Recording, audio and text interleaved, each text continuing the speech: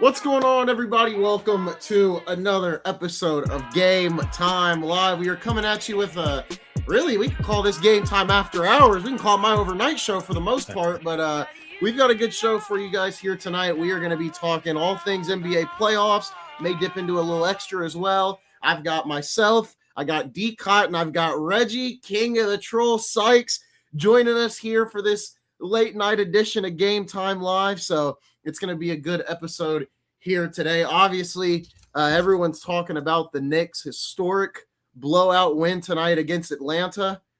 Did not see that coming. We're going to talk about that. We're going to talk about Boston and Philadelphia heading to Game 7. We may be seeing a lot of Game 7s come this weekend.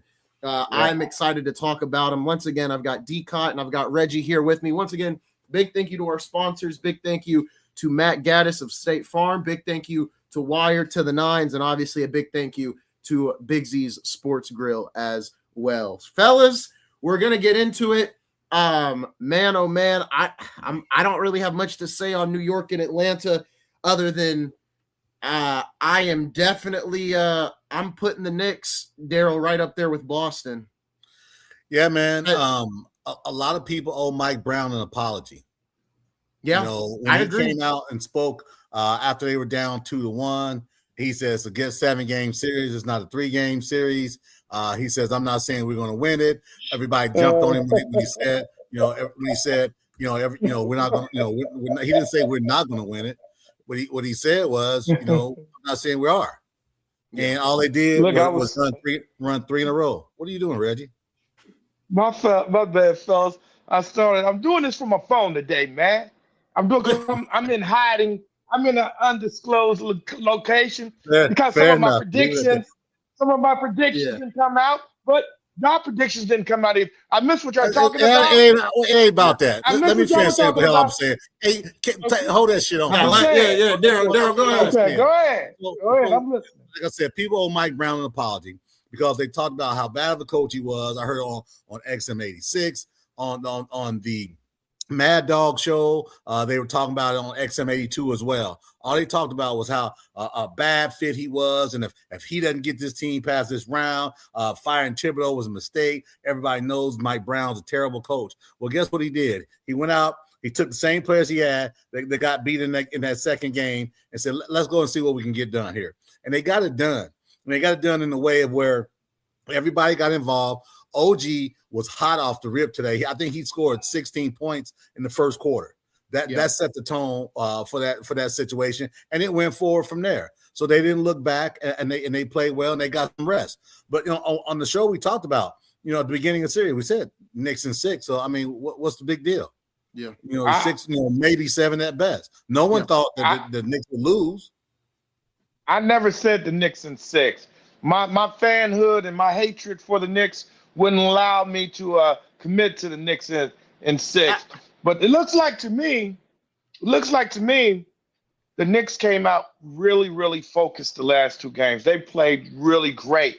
And me and Daryl hate the Knicks, and Isaiah should hate the Knicks since he's a Lakers fan. But it's like the Hawks were still at Magic City or something, or left on a bus, like they had to get home before midnight or something. I mean, they came out, and in the first quarter, they were discombobulated. I think they had like 15 points in the first quarter, 38 points, 35 points at the half, which makes entirely no sense. Now, I've been back in Atlanta. I've been saying Atlanta's going to pull this out. I can eat my words. The Knicks proved me wrong. But you didn't really think Atlanta was going to win. You didn't think Atlanta. You just hate the Knicks like I do. But you got to be real with it. Hell, I hate the Knicks probably worse than you do. But come on, we didn't think really that the Knicks would lose against an upstart Atlanta team. They had like 5 millionaire winners on the Powerball in Indiana yesterday. So I figured lightning could strike again, and maybe I could win $1 million or so. Okay, I guess if you look at it that way, I hate to admit, man. Look. I will say this. I think Reggie's lagging. Maybe I did think the Knicks would get there in the second round, but I'm thinking, man, the Knicks these last 2 games, man. I hate to agree with Corey. I'm sure Corey's gonna come over here and bash me Yeah. upside the head. But man, they're moving the ball, Cat's getting involved. The 6'1" guard that you don't like, he's not playing no defense, even though he had a couple of steals today. I mean, the Knicks are just looking like a championship team. Dang Dude, it. listen, come on, Like a man. championship team? Listen, you overstating this a little bit, man. Come on. It was the Atlanta upstart Hawks team who has very little offensive capability. Dyson Daniels, the guy that we lauded all during the season, stank. Yeah. 8 points, 6 rebounds, 4 assists, shot 43% from the field and 27% from three. He played like garbage. Okay. Yep. The guy that we thought was gonna help lead this charge wet the bed the whole series. Even on defense. Yeah, he played a little bit of defense, but I didn't see him being a shutdown guy in this series at all. And we lauded him all during the season and all of that as well. The only defense I saw him play is when he pissed off Robinson and they almost got into it and got both of them thrown out the game. Well, he elbowed him in the side. He elbowed him in the side. It was on him. But that was because in game 3 when Robinson stepped over him when he was on the floor. That was a result of that. So yeah, Dyson Daniels should have been ejected, not Robinson, because he was acting a fool, like let me at him. But Dyson Daniels initiated with the elbow at the line, so that was on him. And it's probably a smart move for him. He didn't want to see his ass whooping. They was going to take it either, so he went to the locker room early. Well, Daniels is. Go ahead, Reggie. Go ahead. No, you're good. Go ahead. No, I was just gonna say he's a great offensive player, but he's going to have to work on his 3-point shooting. And all the announcers were saying that the Knicks were daring him to shoot from the outside. Yeah, and he was scared. Dyson Daniels. Dyson Daniels. Yes, he's got. I mean, if they want to be competitive and they want to be a threat, he doesn't have to be this great 3-point shooter. But man, you can't. It's like last year. It's like last year when teams left McConnell open. It's like you've got to be at a point where teams are willing to let you shoot and you actually make them pay once in a while. That's the type of shooter Dyson has to be at some point. He's never going to be a great 3-point shooter.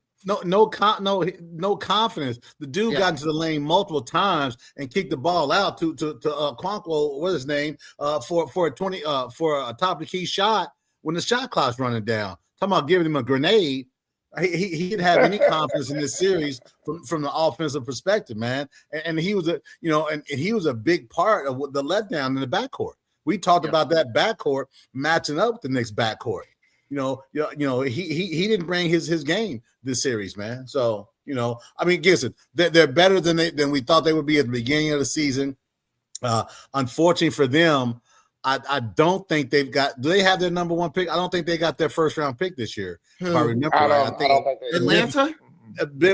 Does the Memphis have it? Are you talking about Atlanta? Yeah. Who has their? Yes, Atlanta. Well, here's the thing about Atlanta, and I'll pull it up. Atlanta doesn't even care about their own pick because they have New Orleans pick, and New Orleans that's what. Yeah, they got New Orleans, but they don't have theirs. Someone gets theirs. Yeah. Oklahoma City, I think, has theirs. Or sorry, San Antonio. San Antonio from the DeJounte Murray trade. That's who has their pick. Oklahoma City could get a first round pick. It's a slim chance, but depending on how some things fall, I've been hearing that Oklahoma could get another top 5 pick. Well, depending on how the ping pong ball fall, yeah. That's totally unfair if they do. We talked about it on the show, and we I think all of us, especially on Game Time Live, we talked about this. Cavs Raptors is a series we talked about, and I think at worst we said Cavs win this in 5. But I think there was always a small part of me that said this could be a 6 to 7 game series. And I'm not going to go on my James Harden spiel, and I got people in the house trying to sleep. But what I will say is they got the job done in game 5. I'm not going to allow that either. I'm not going to allow that either because what I've said about Harden. So you see how I sat up in the chair when you said that. Eh? We're going to game 6. This will be in Toronto.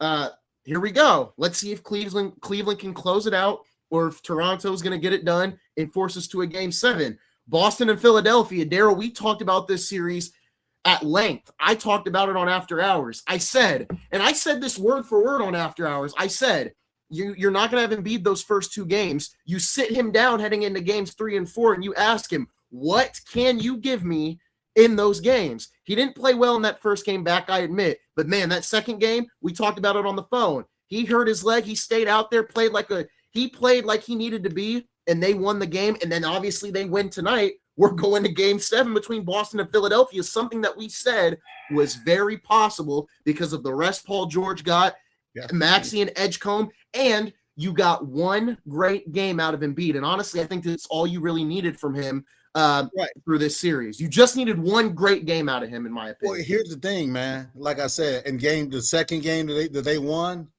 the first half he shot 5-3. He was over 5. Yeah. Second half he didn't shoot out another 3. Not another 3. And he found the paint. All I'm asking is for a 7'2", 280-pound center to find the paint. Yep. That's all. And that's what he did. This isn't rocket science. And what Philly did was the absolute opposite of what Boston did. When Philly was down 12, 13 points in the end of the third quarter, they decided to get the ball to the cup. They drew fouls, they got to the line, and then it opened up the mid-range. The opposite of what Boston did. I'm just saying this is not trigonometry. This is arithmetic. Yeah. Boston coaches the last 2 games said, this is what we do. Okay. Yeah. That's what we do. Well, you live by the 3, you die by the 3. They've been consistently, they were like the second-ranked efficiency offense during the regular season, and right now they're sucking it up. Daryl, I don't know what you're talking about. Isaiah, Daryl wasn't agreeing with you when he said what y'all talked about Philly and Boston. Because on Truth Without Bias, I think Daryl is two-faced it because the third game we're going into, Daryl says on Bias with a little truth that the Sixers weren't going to win another game. And I agree with it. But you're right. I said that. Yeah, but you agree with me that jackass. We also said. I also want to point out all 3 of us on this panel said Toronto was done in 5 games, and that is now not the case. So we've all been wrong this year. This is my last, man. We're probably not famous, man. So we're gonna stick to the facts. I'm gonna say this, and I'm gonna be done. I'm not predicting anything else because it looks like the teams I'm predicting to win.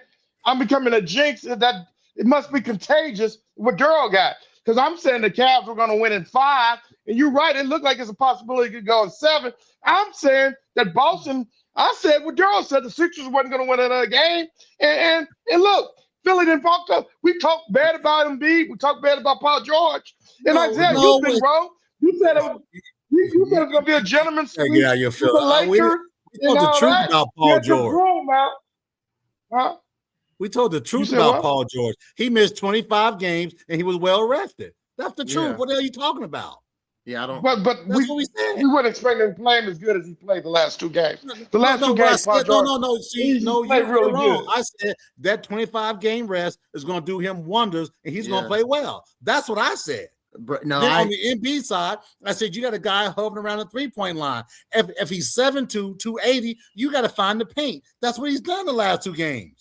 What are you talking about? Daryl's been consistent on that.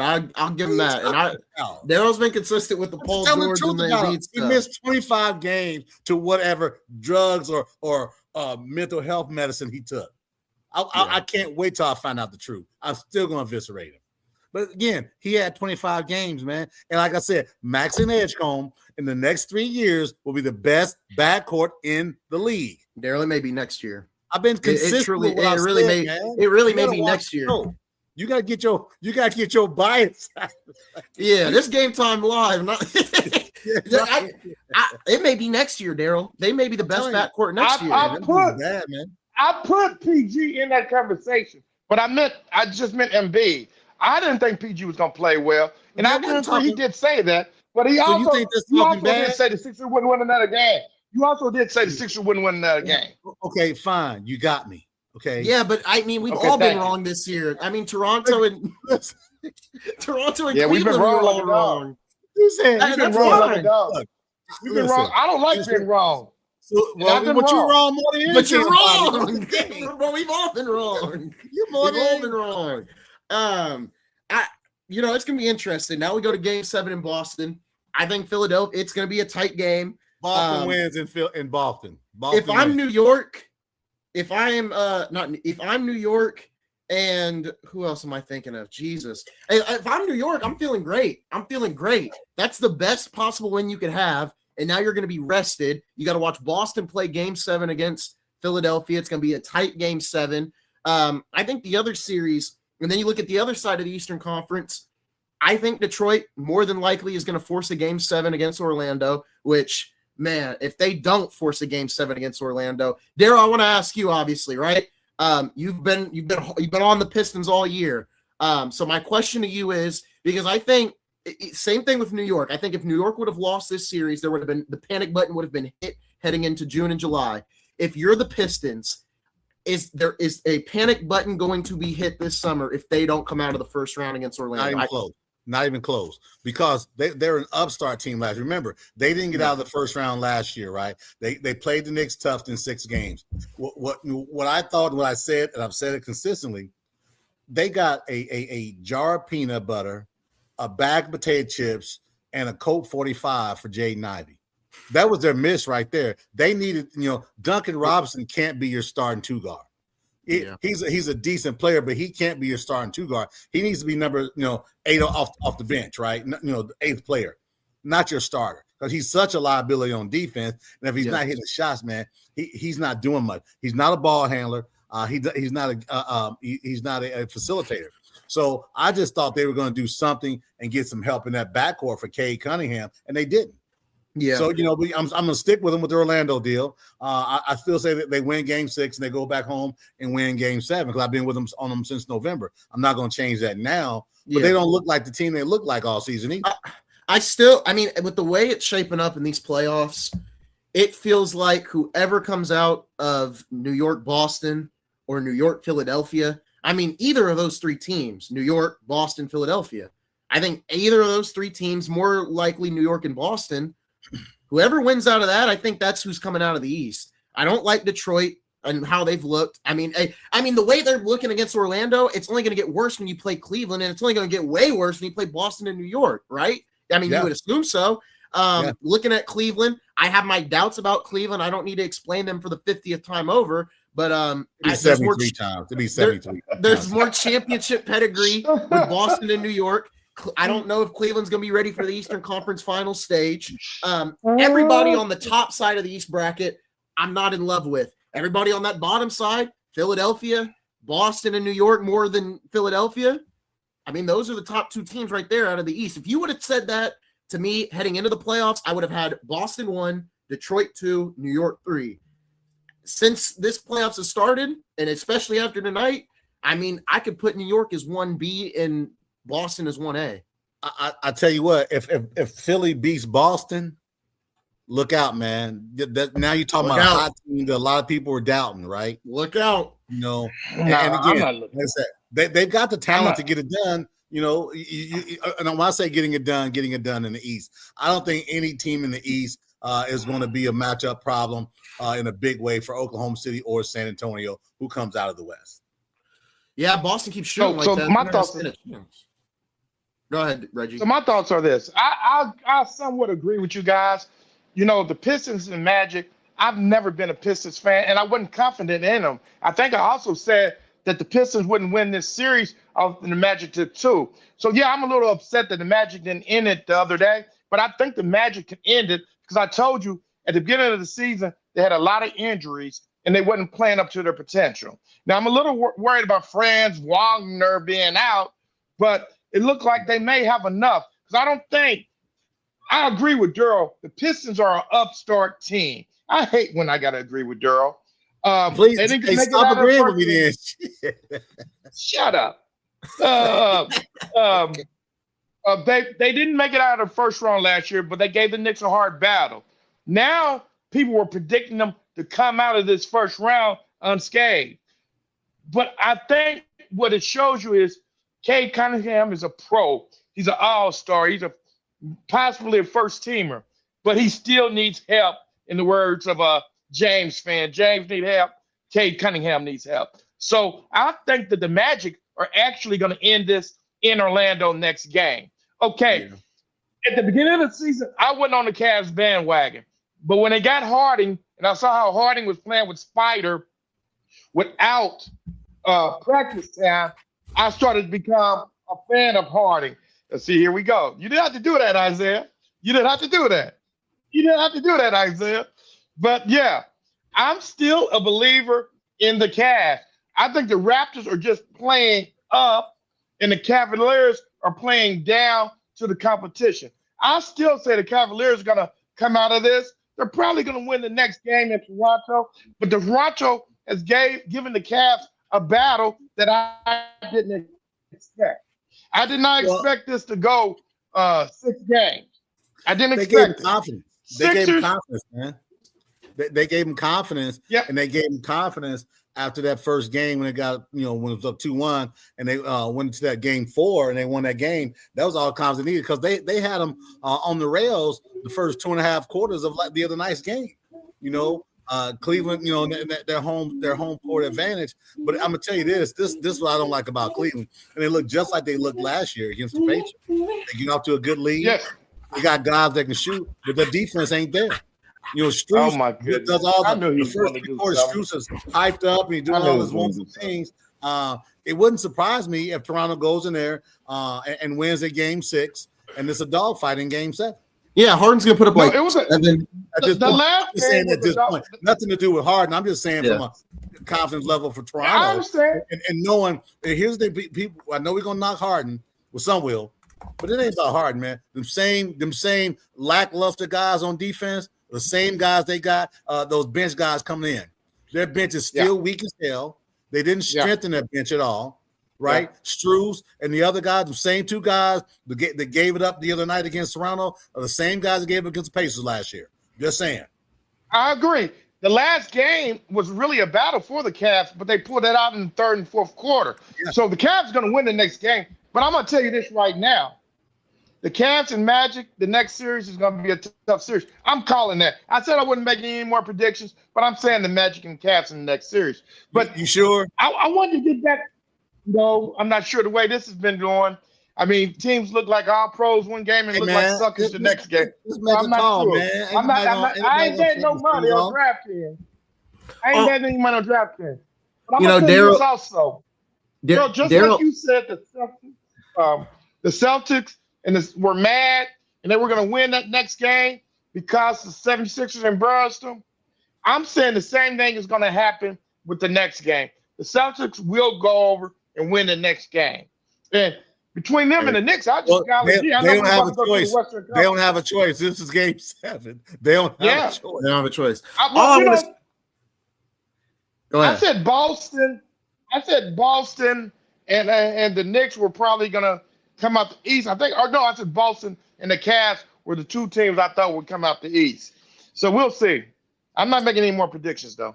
All I want to say is, as we head into game 6 for Cleveland and Toronto, my co-host loves his statement of facts over feelings. So, I just want to bring up the recent facts. Just the recent facts, man.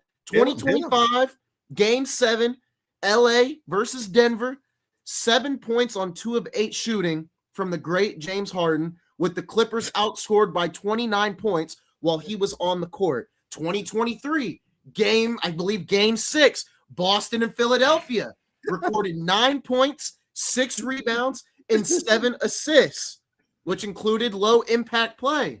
So I don't need to sit here. Reggie, what's your rebuttal to that? I don't need to sit here and continue to harp on it. I don't understand why he's bringing up the. I don't understand why he's bringing up the pass. He's kind of sound like a James fan. You kind of sound like a James fan. Now I'm a James fan. Because James fans love bringing up what he has done in the past. Hold on. You're the same. They didn't talk about that last game. You're the same person that just got on D-Cot about his mispredictions with Philadelphia and everything else. So that's going to the past as well. So let's not. I see what this is. Let's not. I see what this is. Listen. I see. For me personally, I love it when someone challenges me on what I say. Versus truth with a little bias. No. I'm okay. Yeah, okay. I love when people go at me because here's the deal. I'm gonna talk actual, and like I said, I don't like the Knicks. I hate them more than you do. But you gotta call a spade a spade. I just pick up on your little statements. Isaiah, I'm not really trying to go in on him. Sometimes I hate to agree with him, but sometimes I do agree with him. Well, don't agree with me then, damn it. But all I'm saying is, he will say one thing on Game Time Network, and then come on Truth with Bias and say something completely different. Now here's we are. Can you tell me what that was then? Because I'm still off. I'm curious because Philadelphia, he's curious. been consistent. Philly, he's been consistent. I'm consistent across the board. You know why? Because I don't let my bias dictate what I say. I admit Daryl's consistent a good amount of the time, but just like Boston, we're not shooting 50% from three every night. But here's the thing, like I said, they came out. Let's go to the Western Conference. Hold on. They thumped Philadelphia. Nobody on this panel would have said Boston's going to win. They shoot less than 30% from three. Come on now, we just got to be realistic. Yes. Nobody saw that coming. They're up 12 points at home going in the fourth quarter. Come on, with the way Boston was playing, you would have.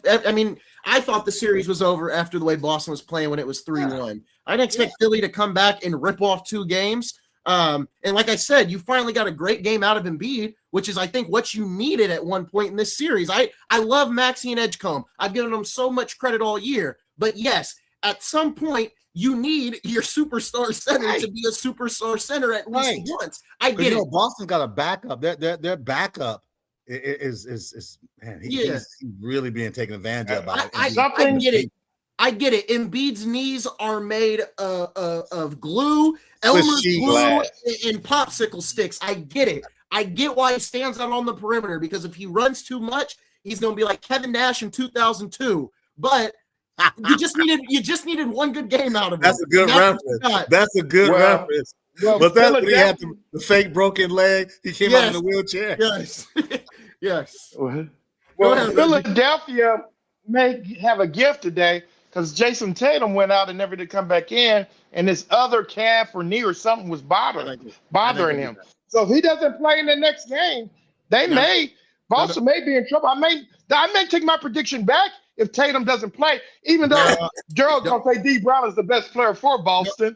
I said it 1A, 1B, so I'm riding with Daryl. I've been on the side of Ramon. I think Tatum is the best player in Boston, but I will say this. I'm no longer doubting the cup and the straw ever again. If the cup is out, the straw's going to perform. If the straw's out, the cup's going to perform. Give me Jaylen Brown and the Celtics and Tatum out. I'll tell you that. I will tell you right now, it don't matter if Tatum's out or Brown's out. I think either one of them, you don't need both. And we saw that all year. You only need one of them. I think Jaylen Brown can get the job done if needed, but everybody else has to show up. I mean, it can't be a one-man show. Where's Pritchard when we need him? Where's Pritchard? Where's Derek White? Where? Yeah, I agree. I mean, I think Boston's going to win, but if Philadelphia wins, New York, I mean, I wouldn't. That wouldn't be a monumental upset, man. It wouldn't be a monumental upset, man. It just wouldn't be. It'd be an upset. And I think we all picked Boston, and many people did because you got the second best player coming back from an Achilles injury. You think, oh man, we got him back. It's going to work great. Well, they got to get out the first round before. You just had a huge recollection, Daryl. I hope you remember. I said at the start of these playoffs, I said I don't think a single round out east is going to be a sweep. I said I think most of them end in 6. Remember when I said this? Matter of fact. Double down on that. What you said was, if you're a casual fan like Reggie Sykes and others, you should definitely watch the East. You should definitely watch the East. Is going to be the best play. How am I a casual fan? I'm just going by what Isaiah said. I didn't say it. He said it. I never said that. I never talk about me. But I definitely when I hear the word casual, I think about you. That's all I'm just saying. Crazy. Go to the Western Conference, Isaiah. Go to the Western Conference. I do remember because I said this at the start of the year or at the start of the playoffs. I said, I mean, man, I don't think a lot of these series, I think all of them are going to be fairly close. I said, I give you credit. Ding, ding. I said one of them maybe would end in 5, but the rest would end in 6. All of them have gone past 6. Reggie chomping at the bit to go to the West. You know why? So, I know he's shot. Let's have a little fun. Hey, we don't gotta go to Portland. We don't gotta go to Minnesota and Denver. Let's hit the nail on the head right now. I'm ready. Actually, it's halftime. No. Hold on. Minnesota and Denver playing right now, and I don't have an update. What's the It's score in the game halftime. right now? Can one of y'all give me an update? It's halftime. Huh? It's What's the score? halftime, and I'm going to tell you exactly what the score is right now. It is currently 57-50. Nuggets are down by 7 at halftime. I'm really surprised at that because the guy out of Illinois, he's not playing tonight because he has a left calf strain. DeSomo, the guard that got Yes, from I can never pronounce his name. So DeSomo's And out. then Then you've got Ant's out. Ant's Cat- out. Yeah, Ant's out, and then also you got DiVincenzo, number 0. Yes. So I'm ready. ready to go with that jersey switch. I'm ready for my Stones. It's halftime. It's only down 7. So if Minnesota wins this game, this will be a highly. I hadn't really been a believer in Minnesota because Isaiah's hyped them up. So I tend to do the opposite of you two guys. But if Minnesota wins this game tonight without those 3 players, it will be a hell of a victory. And I will have to give them credit. And I will have to give Isaiah credit for calling Minnesota, even though Ant's his favorite player. Yes, he would. I will give you that, Isaiah. I never give girl credit, but I'll give you a little credit. If they shot better from 3, they'd be a double-digit lead. They're shooting right now 4-15 from 3. Yeah, and you know what? And I got to be honest, with DiVincenzo out, with Ant out, with Dosunmu out, look, I love Ant. Y'all know I love Ant. That's my favorite player. That's my favorite player. I mean, look, I get it. I'm a Lakers fan, but that is my favorite player to watch in the league right now. Y'all related. You're his kid. No, look, Isaiah. But I will say, Isaiah. I will say this. I said it a couple months back. I really want a Wemby Jokic 7-game series. So there is a part of me, even though I'd love to see Reggie give me a little bit of credit, I would more want to see Jokic and Wemby for 7 games. I really want that more than I want Reggie to say, Isaiah, you're right. I think Daryl would enjoy that more than I would. Yes, he would. I'm a little biased. I don't want it to be Denver. I want it to be Minnesota because Minnesota would be an easier opponent for San Antonio. Yeah, we do got to bet. Because I got a futures bet on San Antonio and Lakers. So the 2 teams I want to win are either the San Antonio first because it's a bigger bet, and the Lakers second. So if those teams win, I win as well. Yeah. So I'm in a good way right now. I will say this, if the Wolves were healthy, this series would have been over. I think fairly quick. This series probably may have been over in 5 games. Or wait, I don't know. But I think right now, when you look, if Minnesota was in the next round and they were healthy, I'd love to see what they could do against the Spurs. That Spurs backcourt to Castle, Fox. I mean, we talked about this, Daryl, about the Spurs. De'Aaron Fox, he showed up. Like, he hasn't been the best in the regular season, but he showed up in these playoffs. And then you talk about Stephon Castle, talk about Dylan Harper, obviously Wemby. Spurs are going to be a threat. That Spurs, let's call it like it is. It's going to be the Spurs, and it's going to be the Thunder in the Western Conference Finals. Lakers and Rockets don't stand a shot. Wolves and Nuggets probably don't stand a shot. Maybe the Nuggets, but we'll see. Spurs and I don't Thunder. think the Nuggets. I'm always team underdog, man, and I like that the Timberwolves are up 7 points right now, man. I know 7 points isn't much in the NBA, man, but that's got to get into the psyche of the Denver Nuggets right now, man. It's only a 3-point deficit now. Denver's charging. Let me tell you something, though, Isaiah. You're at home, Mike. You got the crowd. I'm going to tell you something a little bit. I've always been an Indiana Pacers fan, and I've said this numerous times, but I've always loved Dr. J. There's nothing wrong with having your favorite team and liking certain players. I used to like Dr. J and Gerald Duncanstein and Moses Malone and all those guys. So there's nothing wrong. I'm never going to beat you up. Where are we going with this? Where the hell are we going with this? I was just giving him credit. I was just co-signing. I was just co-signing on his love for Ant. I used to love Dr. J. Is that a problem, Daryl? That I was giving this young man some credit? Is that a problem? My next jersey will be an Ant jersey, though. Probably. Like, there probably won't be a doubt. Since we're doing that, back in the day, I was a big fan of Magic Johnson. I love the way he dribbled up and down the court. But you're still a Pacers fan. He's a rookie. He won the title in against the Philadelphia 76ers in 1980 when Kareem had shut up. But you're still a Pacers fan. Family show. Hey, Pacers all day and twice on Sunday. You lucky it's a family show, and I can't say to you what I want to say. But let's get back to the Western Conference, Isaiah. Uh-oh. All right, go ahead and throw your stones. You go ahead. I'm ready. No, you go ahead. In all honesty, if the Lakers were to blow this 3-0 lead, it would be a horrible look. I'd probably leave the show for about 2 weeks on administrative leave. Yeah, man, I don't know. I don't know what I would do, to be honest. I'd honestly be sick to my stomach, but I also wouldn't be too disappointed. Just because I'd be disappointed, but it's also like I'm walking into a death trap in the second round either way it goes. So, Dude, I will listen. We can be all we want, man, but I don't think Lakers got a chance against San Antonio or Toronto. I mean Toronto or Oklahoma City, but boy, oh boy, it'd be great to see San Antonio and the Lakers in the Western Conference Final. I'm just saying. Because either way, you win money. Because I got the same bets as you, yeah. Bruh. Yeah, I agree. Nah, bug that. I don't want that. I hope both of y'all lose money. Yeah, I'm trolling. Yeah. I make that bet. I don't care about that bet. On a serious note, yeah, I mean, the Lakers have looked sloppy the last 2 games. I thought we were going to have a lot more energy playing in LA. That just wasn't the case. I turned the game off about halfway through. I was like, yeah, I'm not going to sit here and watch this. Rockets woke up.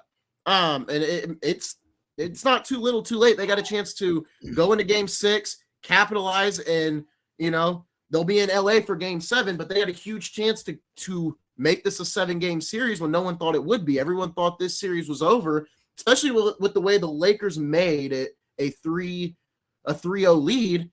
I mean, I thought it was over with the way the Lakers, Bron hits the clutch shot at the end to tie the game. Then they go into overtime and get it won. You think that would be the last straw there for Houston? They wouldn't have much left in the tank. But they came out. They played a game 5, or was it game 4? I think it was game 4. They played a game 4 that I kind of expected them to win. Right. I thought they were going to win one of them in Houston at least. I didn't think we were going to sweep them.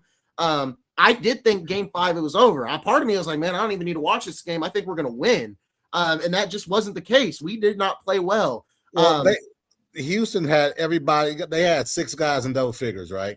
Yeah. And I think one of the things for this, you want your best players in the game, but with KD not being in the game, just like the Embiid thing, the ball moves better, right? And also you got guys, you have Smith, who's been struggling all playoffs. He's got 22 points, 6 of 13 from the field last night. So things like not last night, night before last. Well, last night. But things like that happen when you got to make up some ground for with KD being out of the game, and also Shepard stepped up. That's the second game in a row. Shepard stepped up and played. And Daryl, I think another He's still a liability on defense.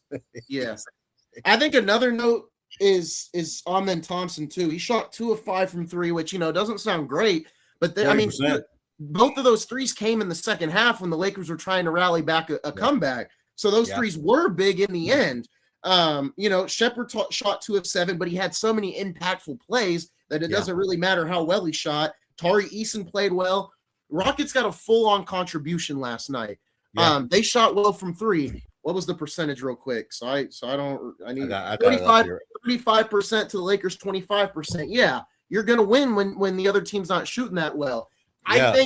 I think heading into game 6, I think the Lakers will get a much better game from Austin Reeves. I don't think Bron played bad, but I don't think he necessarily played great. They say he's worn out. They say he's worn out. I looked at the game. He didn't look worn out to me. He takes plays off all season long. He takes plays off, and he looked the same to me as he did, all season. No, Daryl. Okay, Daryl. It's true. What? I just said okay, Daryl. It's true. Bron. Yeah, he takes plays off, man. That's what he does. Okay.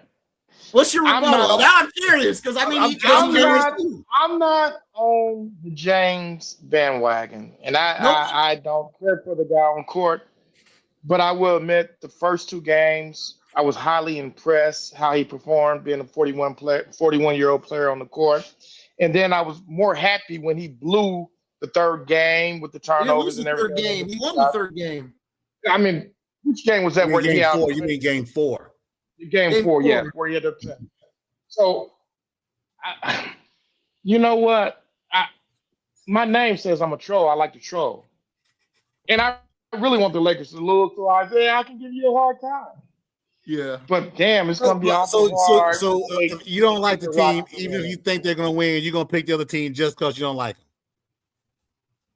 I'm not gonna bet any money, but yeah, I may pick the other team. I wouldn't bet any money on the Rockets Reggie, right is now.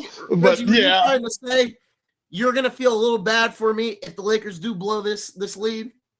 Oh golly! Oh hell no! I'm gonna throw the hell out of you. I ain't gonna feel sorry for you. No, hell no. Did you see my reaction to what he put on Facebook? He said, "Reggie, how are you?" He said, "Isaiah, how are you doing?" And I was just like, "Man, I'm doing all right. I'm doing just fine." Obviously, I'm not going to show the picture on screen because YouTube may take the picture down. But you know what the picture was, Reggie. But in all honesty, you got to give the Rockets credit, though, to win 2 games. I'm highly impressed because I didn't think they was going to win another game. So you just got to give them a little credit. You know, I don't think KD will be back next year. They'll give Van Fleet. They're going to have to make a few changes to still compete, I think. Because this year for the Rockets has been a complete letdown. You know, do you realize they had a better record this season, the same record this season as last season? And this team had much more turmoil this season than last year. Yeah, last year, yeah. I did not realize that. But the thing is, it's a different type of team. You're leaning more on a 37-year-old Kevin Garnett. I mean, you want to call him Kevin Durant. Kevin Durant. You know, a 37-year-old guy. And again, I know there's people talking about he's quit. Again, I posted a dynamic today: 78 regular season games, and I posted the list of players who haven't played 65 games. No, and they're all superstars. None of those players are called quitters. You know, so for me, I don't like the word quitter totally. There are times when it seems like guys have quit, but Katie and Lawrence Mahan said this. He said at first I was like, man, Katie kind of quit, but looking back at Golden State when he had the ankle injury, turned into Achilles. This dude's 37. He's not 27. Yep. Luka Doncic hadn't played since April 2nd. Remember, went overseas to get his health right, just to see his child what it was. He ain't played in a month, and he's 27 years old. So I'm just saying. When I agree with you. I hate when I agree with you. But I'm just saying, I'm not saying we don't know what's in these guys' heads, right? Yeah. We don't know. Gordon's out tonight. Gordon's out tonight. You know, and you don't know. And I got my bias, but I can pull it back and say I get why Katie's not playing because like Daryl just said, he's 37. You know, he wears that hamstring out. There goes his Achilles. Same reason why Luke is out. Same reason why Tyrese should have sat out, but obviously you're not going to sit out because it's the finals, right? I mean, it's just I understand. As much tough, man. As much I made the KD quitter jokes, but at the end of the day, I understand why he's not playing. Like obviously you don't want to see somebody tear their Achilles. And I would be really interested to find out if there is a game 7, if he looks or attempts to try and play. I would say for right now, I would say he's probably not. Even if it is a game 7, I think he's done this season. I don't know about him leaving next year. That's because money counts, money talks, and I know people. He's looking to leave, but it starts with money first. This isn't other sports where you can just trade me or else. No. This kind of reminds me, Daryl, of you remember the Celtics a couple of years ago when they had Kyrie, and it was the locker room was split. You had Kyrie on one side, you had Tatum and Brown on the other. And you had Kyrie and Gordon Hayward. They had Tatum and Brown on the other, and it was this clash of egos. And obviously, Kyrie and Hayward were out in that first playoff run with all of them together. Tatum and Brown get the Celtics to the finals, right? Or the Eastern Conference Finals. Feels like we've got that again, just in maybe a worse situation because of the whole burner account and all that. You got KD on one side, you got Sengun, and you got Thompson. You got these young guys on the other. There could be a situation where KD is moved this summer, but man, I don't see it because, in my opinion, what teams are that desperate to trade for a 37-year-old? And here's the thing, you've seen it now. This is a second team. Salary too. You got to Right, think about this the is a second salary team. also. And the It's team, going to take at least 2 teams to facilitate a trade. the first team that comes to mind, because it was talked about today, because people love throwing the Lakers in free agency talks, but that's not where I'm going with this. The names that come to mind to me is Detroit. Now, why do I say Detroit? Because when you look at Detroit, Jalen Duren is up for a 2026 offseason extension. I believe his contract is up this year, and he's won $40 million. He's owed $40 million. So there is a max salary slot open in Detroit. Now, I'm not saying that Detroit goes with Kevin Durant and doesn't bring back Duren. Maybe they could bring back both, but I think with the apron they can't. Is Detroit, if they lose to Orlando, are they desperate enough to say, you know what, we need more offense? No. Screw Jalen Duren, let him go. We trade for Kevin Durant. I don't think so. But when I think about teams that hit the panic button to be contenders, there's 2 that come to mind. There's Atlanta, only because they're thinking, hey, we need offense as well. And then obviously Detroit, depending on what happens here. There's going to be teams that are going to hit the panic button this offseason. If I'm either of those teams, I sit pat. You got some flexibility in your rosters on both teams, right? And I would not listen. KD is an all-time great, but he'll be 38 years old next season, right? Coming off continued leg injuries. And again, also you got to think about this. Guys don't always, just because a guy is great, that doesn't mean he fall in love. Think about the Evan Turner, Lance Stevenson thing a few years ago with the trade. Just because a guy can play doesn't mean he's coming to a situation that was going to benefit the team or him. So you got to look at that as well. We also got to remember this is a team sport. Just because you have a great player going to a team, he may not play well within that system, the coaching system, or with those players.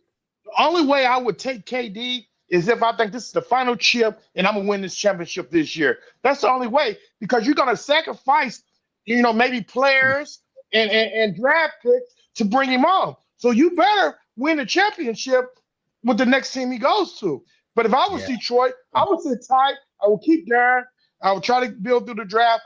They're going to have to maybe make a trade or something to get one more score in. We'll see what happens there. They just need to kick Stewart off the team. I don't know about all that.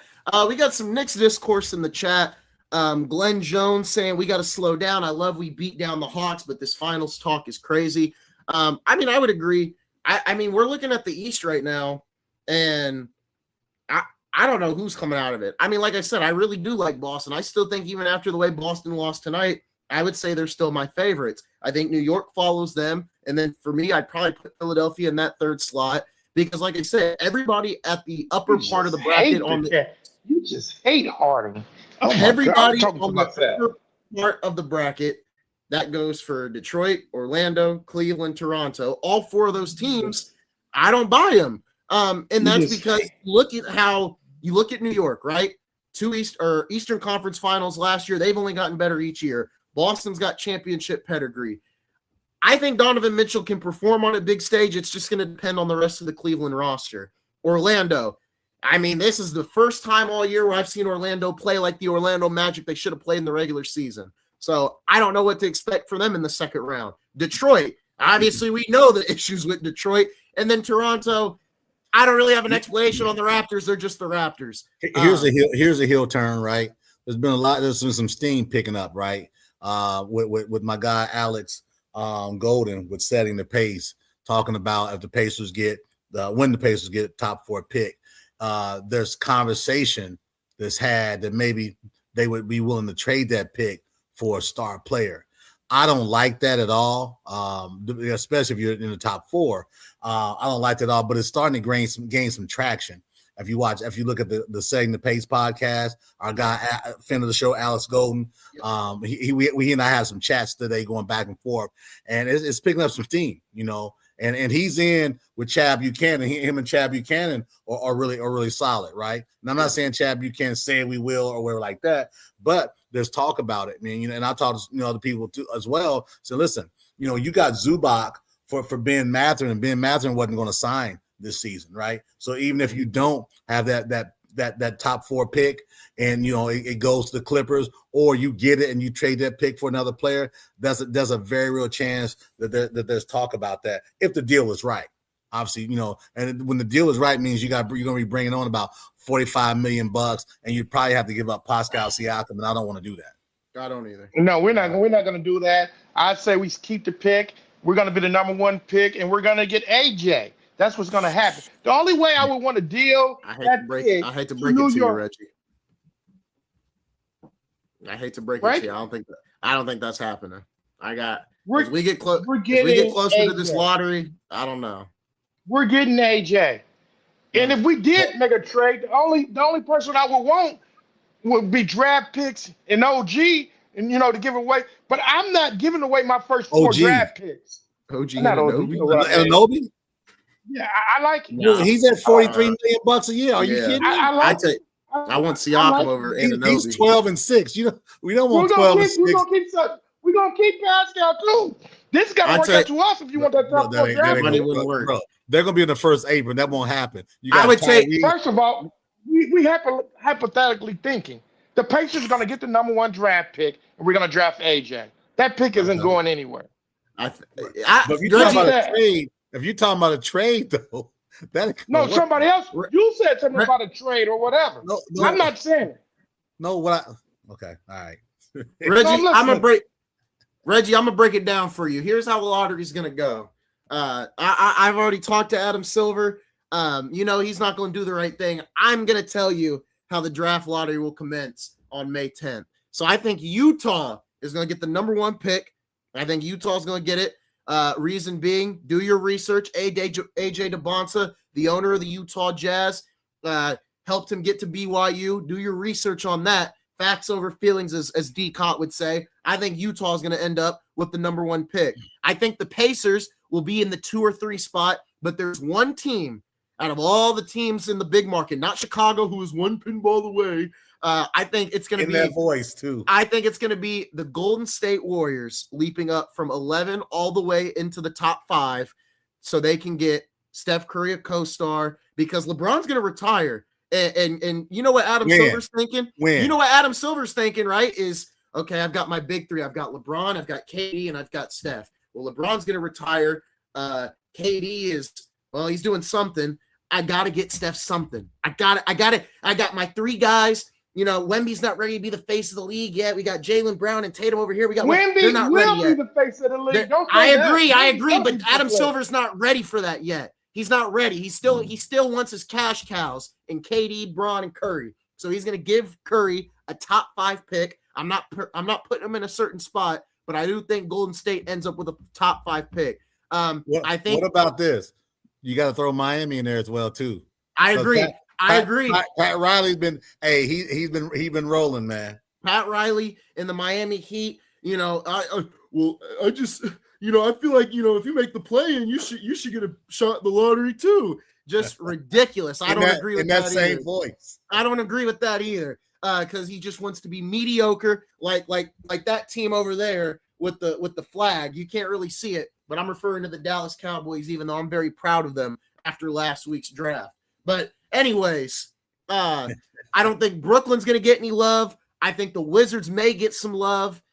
Don't think Memphis will get any love because, Adam Silver wants to move them to Nashville. Dallas will definitely get some love because he wants to get Cooper Flag a co-star along with Kyrie Irving. Chicago, I know they were 1 pinball away, but I don't think they're going to get it. I don't know if they're going to get some love. Daryl, we already talked about Milwaukee. I don't know how much Milwaukee's going to move up because remember, Milwaukee, it's like a best swap or worst swap with, I think, New Orleans or something. Yeah, it is with New Orleans. I think it was the same as you scroll down. I think it was New Orleans. But you're right. But I don't think that Milwaukee pick is going to move up that high. Well, here's what I would say to that, right? With these picks, right?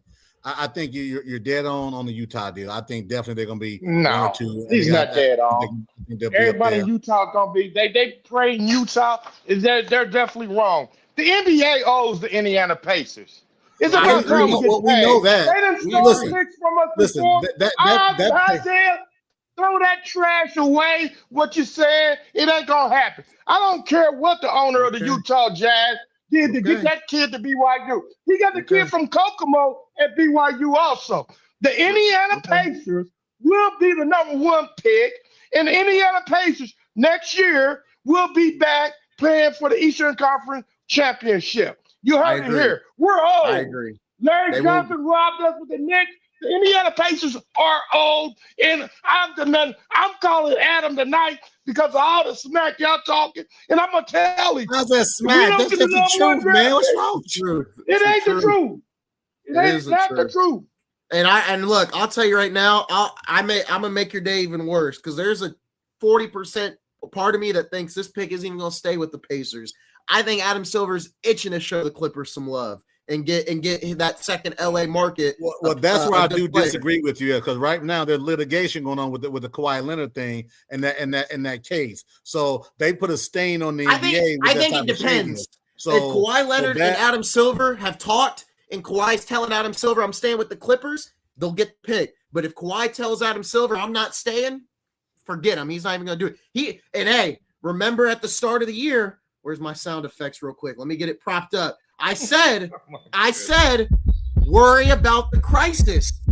If the Clippers aren't getting Kawhi Leonard back, Adam Silver may just make the league unwatchable and give the Oklahoma City Thunder he may make the league. Pick. It's going toward that right now with these fake taking rules they got. Then with the rest mongers out here, and then the foul baiters is becoming that way now. Daryl, if Oklahoma City gets a top pick, like I'm talking top 7, we're covering the UFL in the spring. We're not covering the NBA. Dude, we're I done. agree. We're done. Agree. I absolutely want to cover. I absolutely want to cover them. It's hoops. I know. I'm joking. I just don't agree with you, Isaiah. And Daryl doesn't want to be, biased and show his love for the Pacers. And we're on Game Time Live. What? It's saying that the Pacers are going to get the #1 pick. I've been hearing non-biased. That's what I don't believe. But sometimes y'all got to realize teams throw rumors out there to see if it's going to stick. You remember all those years? The rumor was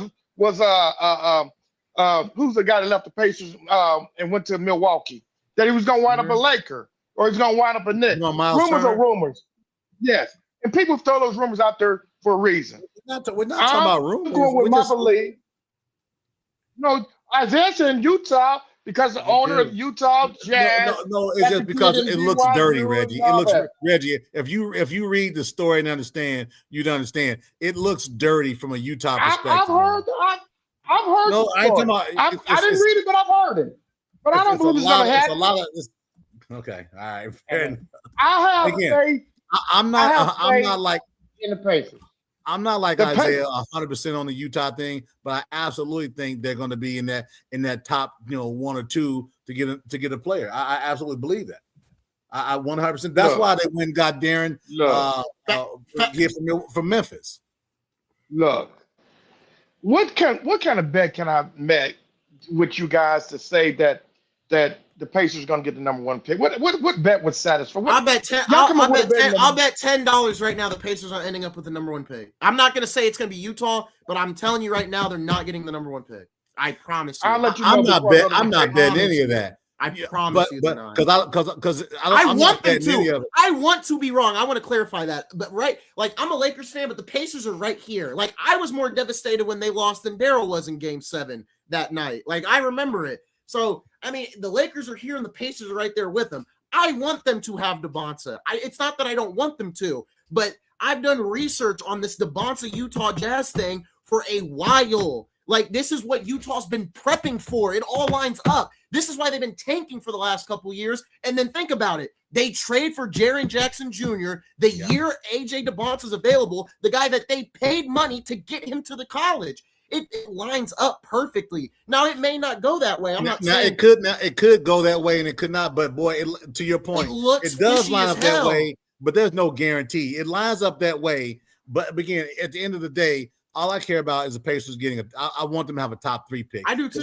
Because I don't want them looking at Boozer from Duke. Because I don't think it lives or die by DeBonsa. You got Peterson, you got Wilson. Hell, you even got Acuff. I don't like Boozer either. I like Acuff. I do like Acuff. I don't want Boozer, but I like Wilson. I like Darren Peterson, regardless of the health stuff. Whoever it is, he's not going to come in as a starter. Okay, he's going to Yeah. come in and fit in. Enough of these people talking about DeBoz's going to be there and Nimhart's going to get on the bench. That ain't happening. That doesn't even make any sense. If anything, Well, a lot of people saying that. I'm like, yeah, you're mine. If anything, don't watch a lot of people are saying that. In that lineup, if anything, Neesmith would go to the bench, and I don't think Carlisle would do that because Carlisle never starts rookies. There's no need. Yeah. There's no need. You know, you don't want to mess up. You don't want to mess up your chemistry piece, right? And see how these guys play. But again, you know, we got what 10 days. We got 10 days before when we have our show at noon, and obviously the show. And check this out. At 3 p.m.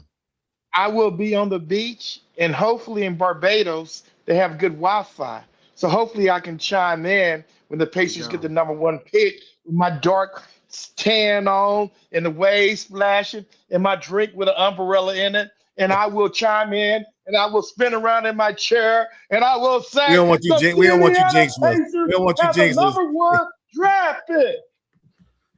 Listen, I've said it since day one. And I want to be in Yale on June 25th with the #1 pick in the 2026 draft. The Indiana Pacers select AJ DePonsa. That's what I want. Yeah, that's what I want. Period. And then we'll go from there. The draft lottery. Before go ahead. I'm taking this up for a quick second, Isaiah. You said something that I just not thought about. You said that the Kang is going to retire. I thought you said that the Lakers were going to renege on his next contract and he was going to go back to Cavs. I'm kind of confused on what you're saying. I just not thought about that. I don't care where he goes. He's not staying here. Dude. But he's going to sign a 2-year. He's going to sign a 2-year deal to stay with Lakers, man. Yes. He's going to sign a 2-year deal to stay with the Lakers.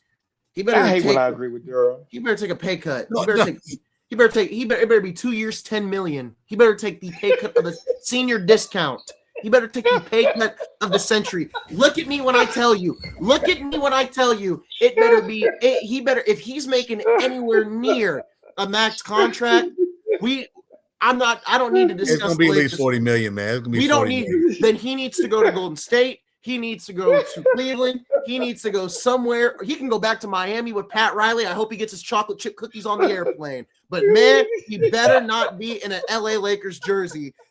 If next season he's making $46 million, he better. Hey, you're gonna be insufferable when he signs that 2-year deal. He better talk to Pat Riley, and they better get the chocolate chip cookies on the airplane worked out because he sure as hell ain't gonna be on my Lakers team next year. Because look, I'll be honest. I hope we can get Jalen Duren, and I hope the Pistons overreact and go get KD. I'd love Jalen Duren next to Luka and AR next year. So that's all I gotta say. My bad. I didn't mean to backtrack. My bad. I just thought about what you just said and made me think. No, you're all good. So you're all good. I'm 82, glad you brought it up. 74, Minnesota's up. Dang. Going into the fourth quarter. Crazy. I don't know, bro. I don't know. But again, you got both teams got injured players out there. Can I ask y'all both a question? Yes, it seems like sometimes you have players that come in and the teams don't expect them to play. Just like the guy in Illinois, I never can say his name, for Minnesota, but sitting out tonight. He came in, he got 43 points. They didn't have any film on. The next game, he didn't have the most greatest game. So could it be that sometime when teams play other teams and they're not expecting to play against them, the game plan doesn't cure to it, that causes them to lose the game? Do you believe in that sometimes? I mean, with all this advanced scouting, no. I mean, advanced scouting has gotten so much better. I mean, you at this game tonight, there's San Antonio Spurs fans, San Antonio Spurs scouts at this game tonight. Advanced scouting has gotten so much better, man, than players. I don't know about that, man. I mean, it could be, but it's. No, it's just a question. I don't know. That's how they have a lot of tape on these guys now, man. A lot of tape. I mean, all their weaknesses. This guy struggles going left, and these kids. I mean, it's so much analytics, and now that's where analytics has helped, right? You can read these guys better. Yeah. But again, it's possible. I mean, I'm not gonna say it's not possible. It's possible. I mean, that was just a question I was throwing up there. I'm not gonna say yay or nay. It just seems like when a guy steps up, they don't expect that guy to step up, and that guy performs. And so Man, you guys got me fired up now about this. You're talking about the guy from Minnesota, the Samu. Yeah, just like the guy for the Lakers that stepped up the first two games. Well, but he's always been a good shooter. He's been with. Hey, more don't teams. forget about Marcus Smart. He's been with more teams than Isaiah's been. Okay. Talking about your boy in the Lakers. He was with Detroit. He was in Miami. I think he was in Milwaukee for a bit. So yeah, he's been around the block. I just want to bring this up because you guys got me on a draft lottery binge. Sorry. Bro, we got 10 days. We all good. Listen, I just want to bring this up. It's just so ironic to me where, look, 2019, New Orleans makes a trade with the Lakers. They get rid of Anthony Davis. They're blessed with the first pick. They had bad odds. The Timberwolves, I don't think there's not a correlation with Minnesota, Detroit, and Orlando. I remember those lotteries being pretty interesting. Oh, Detroit got the first pick. Interesting. Orlando, Minnesota. Then it starts to get a little muddy here. You get the Spurs in 2023. Wemby ends up with one of the best organizations of all time who've never really had a down point. And when they do, they get saved. Oh, the Atlanta Hawks. We all know how bad the 2024 NBA draft was. I mean, Zachary Ricochet isn't even playing notable minutes in the series. I mean, Buddy Hield should be playing over him, but I'm not going to get into that. The French connection. Don't forget that. And then obviously last year, Lakers trade Luka Doncic. And Lakers get Luka Doncic, Mavs get the first pick. I'm telling you right now, man, Utah Jazz, I am 95% confident that the Utah Jazz are going to be ending up with AJ DeBonta come May 10th. I'm 75% confident. I'm not as confident as you. I'm 75%. It just all lines up. Danny Ainge is there. He's doing his thing like he did in Boston. They've been tanking, and then right as DeBonta's entering the draft, who do they go out and get? They go get him his co-star, Jaren Jackson Jr. And they're going to have a big three. It'll be DeBonta, Jaren Jackson Jr., and Keontae George. Who did you forget about somebody? Who's had a breakout season. Who else?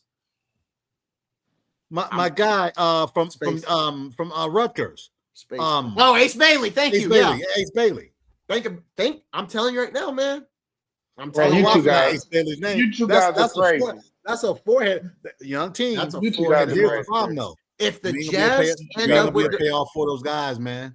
If the Jazz end up with DeBonta, man, y'all ain't gonna be able to tell me nothing. Y'all may say he's not going to be with y'all may Jazz. Bring up the Falcons. Y'all may bring up the Lakers. Y'all may bring up my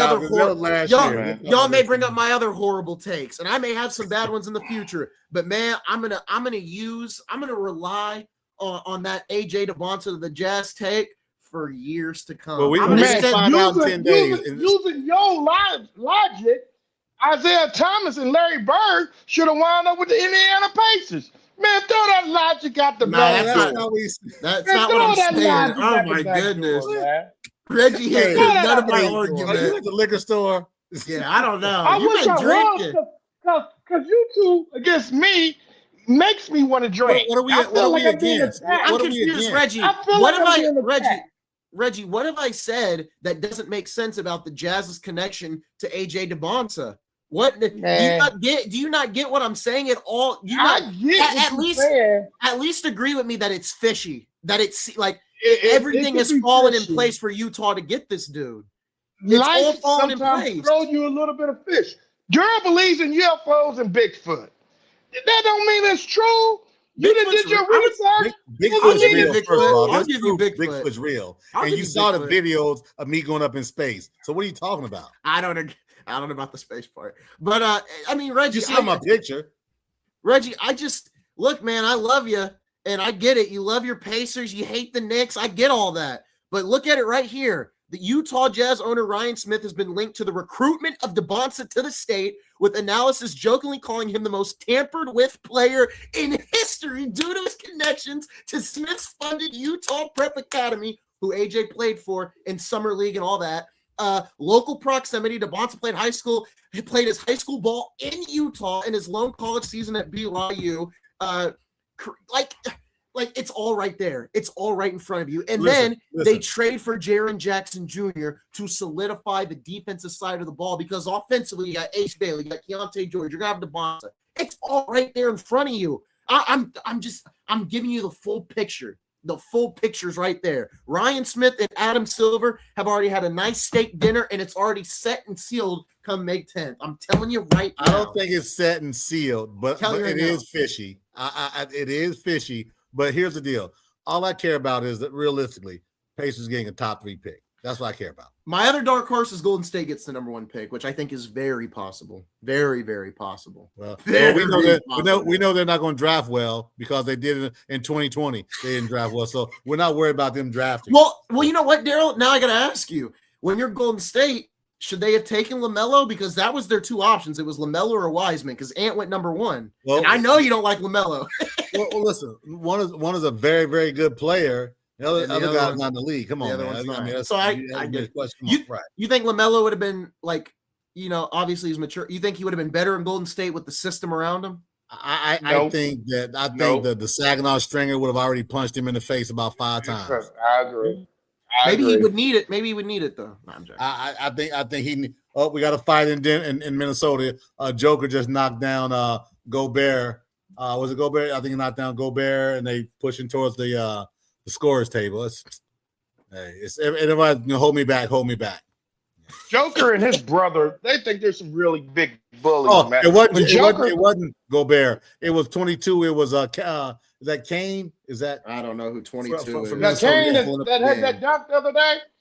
Clarity or something like that. For Orlando, Joker did. Joker just pushed him like he just okay. Oh, he pushed Joker in the back, then Joker pushed him back. Again, they'll get double text. What's the score in the game? 80 to 86 minutes. 86. 80. Yeah. And there's 9 minutes to go in the fourth quarter. Let's go Minnesota and Isaiah votes. If they kick these 2 guys out, it's a wrap. So anyway, we'll see. Hey, we're gonna go on again tomorrow night. We're gonna recap the Lakers versus Houston. I think they play at 8:30. So we get on tomorrow night. We may be live and late breaking, talking about the Lakers and Houston going 7. I hope not. I hope not. Man, I just gotta say, I really regret. You know what? Actually, I just remember before we go off here. Reggie, I don't like the Lakers, but we need the Lakers to win, man. The hell with all this. I need the Lakers to win. I gotta give you props. I was in the middle of work and I was rewatching Bias with the Little Truth because I didn't get to catch it live. You pulling out that broom was hilarious. I gotta give you props because I pulled out the broom on Sunday and I was like, I had it all prepped. My a little backstory on Sunday. My Sunday is cleaning day in the house, and I told them I said I need the broom by 12 o'clock. They were like, "Why?" I'm like, "Oh, I got a little bit I'm gonna do come for the show." I had that broom ready. I had that broom just sitting right. I had the broom sitting right over here. I was ready. I was ready for when we brought up the Lakers. But I gotta admit, when I saw Reggie pull out the broom on Monday, I could do nothing but laugh because I knew he was gonna mention it. Look, man, I don't care. Lakers in 5, 6, or 7. Just as long as the Lakers win and San Antonio win, they continue to advance. That just increases my odds, man. I just keep. Hey, but Daryl, one thing I did say though on previous shows, I don't know if it was on this show or the other show, but I did say the Spurs would probably be the NBA champions. I did say that. Well, I don't disagree. Well, I hate the fact that you said that. Now you just jinxed us. Shoot. Yeah. Reggie, take it back. Well. Reggie, take it back real quick. Yeah, Girls are bigger jinx than me. Girls are bigger jinx than me. Hey, look. It's been real, fellas. Okay, hold on. I take it back. It back. And now I'm going to say this. The Lakers are going to win. I ain't taking that back. Let's go Houston. Okay. Give you a reverse psychology here, right? All right, everyone. Well, that is going to do it. We will be back tomorrow night to recap more of the games. We appreciate all the love and support. That's going to do it, folks. We'll see you guys for another episode tomorrow of Game Time Live, presented by the Game Time Network.